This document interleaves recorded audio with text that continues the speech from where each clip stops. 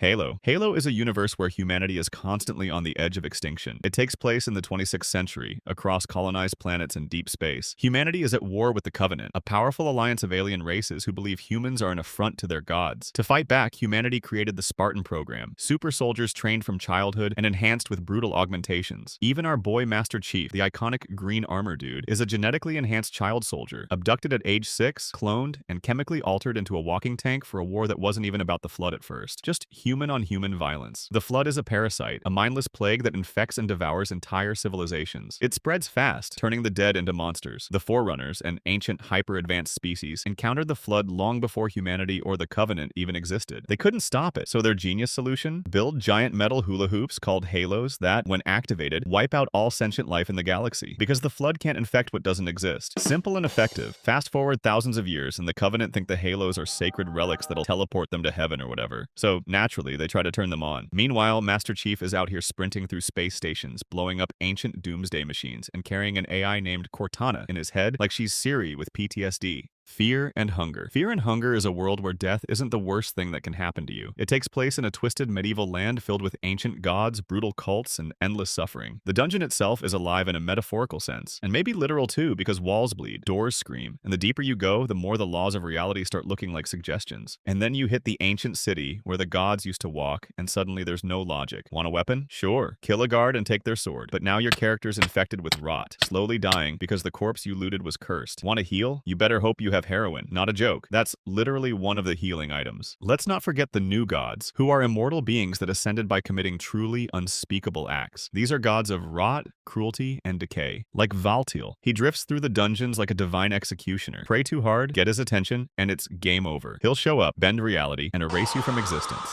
So, yeah, if you're looking for a world where the most merciful thing that can happen is dying early, then fear and hunger is the place for you. Pray to the wrong god? You won't like what answers. Half-Life. Half-Life is a universe where humanity's advancements lead to its downfall. It takes place in the near future, where the Black Mesa Research Facility, a secretive government-run research center, accidentally opens a portal to another dimension. This breach allows alien creatures, known as the Xen, to invade Earth. But things get worse when the government's response is not to save humanity, but to cover up their mistakes and keep the truth from getting out. This is where Gordon Freeman, the protagonist, comes in. A scientist turned reluctant hero, Gordon is stuck in the middle of a world that's falling apart. With the help of a few allies, including the tough-as-nails Alex Vance, he battles against the alien invasion and a brutal military force known as the Combine, which takes control of Earth after the initial Xen invasion. The world is a dystopian nightmare, with cities ruled by the Combine. The Combine are no strangers to cruelty, enslaving entire populations and stripping the planet of its resources. Among the various creatures that came through the rift are the Zombies, humans transformed by alien parasites. These grotesque creatures were once scientists, soldiers, and other workers at Black Mesa, but after the Xen invasion, they are taken over by parasitic alien life forms. The Zombies are some of the most unsettling creatures, as their actions suggest that a small piece of their humanity remains in their decayed bodies, unable to escape. Wolfenstein. Wolfenstein takes place in a dystopian future where Nazi forces, equipped with advanced technology, control most of the globe. The story centers around William B.J. Blazkowicz, a resistance fighter determined to stop the Nazis and liberate the world from their reign of terror. The Nazis in this universe are not just about controlling nations. They've taken scientific advancements and combine them with dark, horrific experiments. They've created armies of robotic soldiers and cyborgs, making them an even more dangerous force. In the New Order, Blazkowicz wakes up from a coma after 14 years to find that the Nazis have won World War II, thanks to their advanced technology, like robot dogs and lasers. His mission? Well, to start an underground resistance, take down Hitler's new empire, and eventually take down the big bad General Death's Head, a bald, ugly-looking Nazi officer. The resistance is small and overwhelmed by the unrelenting forces of the Nazi regime. It's a world where humanity's very survival is dependent on one person. And beyond all that, the personal stories of the characters add to the darkness. B.J. Blazkowicz is a man scarred not only by the war, but also by the personal losses he's endured. His fight is not just against the Nazis, but against the overwhelming horror of what they've done to the world. Crossed. Crossed is a horrifying, brutal universe that pushes the boundaries of human suffering and depravity. This world is ravaged by a horrific virus that spreads rapidly, turning its victims into sadistic, violent creatures known as Crossed. The virus doesn't just transform people into mindless zombies, it turns them into monstrous, sexually deviant, and utterly savage versions of themselves. Think of a zombie apocalypse, but instead of mindless walkers, you get hyper-intelligent, sadistic maniacs with a red cross-shaped rash on their faces. The infected, or Crossed, show no mercy. cruelty. They torture, kill, and sometimes worse, preying on the weak and the helpless in the most unimaginable ways. The survivors are constantly fighting to stay alive in a world that's become a nightmare of their worst fears.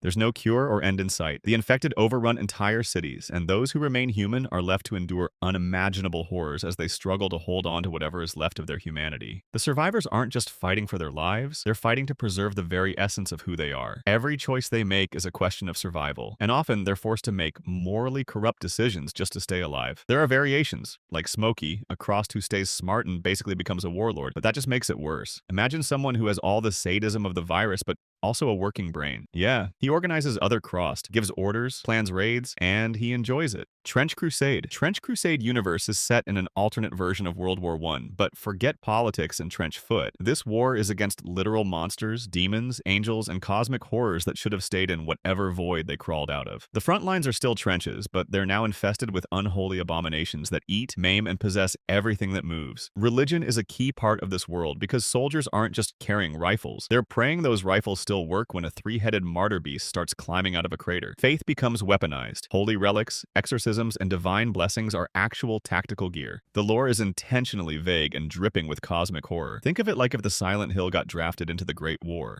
Helldivers. Helldivers takes place in a future where Earth is ruled by the Super Earth, a militarized regime that claims to uphold managed democracy. Sounds nice until you realize it's a totalitarian system that spreads its rule across the galaxy through brute force. Enter the Helldivers. Elite soldiers dropped onto hostile alien planets to fight for Super Earth's expansion. Their missions are anything but clean. You're not saving people, you're exterminating. Giant bugs, deadly robots, and alien cyborgs are all enemies of Super Earth, and the Helldivers are sent to wipe them out. The enemies are relentless, the terrain is brutal, and one mistake can get your entire squad killed, often by your own team's weapons. Helldivers believe they're heroes. They're told they're spreading freedom. In reality, they're crushing resistance under the flag of democracy. Helldivers don't have names. They have liberty capes, cheap armor, and a one-way ticket to explode in the name of propaganda. Every mission contributes to a galactic war, and when you liberate a planet, Super Earth pats you on the back and immediately sends you into another meat grinder. ULTRAKILL. ULTRAKILL is one of the most brutal, chaotic universes out there. Set in a world where demons and angels alike have turned Earth into a battleground, the universe takes place in a never-ending war that is as violent as it is absurd. Humanity is gone. The Earth is just a playground for carnage now, where the only survivors are bloodthirsty warriors fighting against countless demonic enemies and corrupted angels. You play as V1, a blood-fueled murder machine in a post-apocalyptic hellscape where humanity is extinct, and machines now hunt demons for one thing only: blood. Not for the edge, literally for health. In ULTRAKILL, you heal by bathing in the blood of your enemies. No medkits, no cover, just violence. The faster and bloodier you are, the longer you live. This universe doesn't waste time on details or long explanations. What you see is what you get. Massive guns, insane mobility, and enemies designed to make you wish you had even more firepower at your disposal. This universe is a nightmare of violence where the only thing that matters is killing your enemies faster than they can kill you. And the monsters? They're terrifying, relentless, and seem to come in endless waves, making it feel like the chaos will never stop. In ULTRAKILL, life, or what remains of it, is short and deadly. There's no happy ending, just an endless cycle of battle. And that would be it for this video. I hope you enjoyed it. Let me know your thoughts on this list and tell me in the comments which universe you think is the darkest in fiction. Make sure to like and subscribe to the channel. See you in the next one.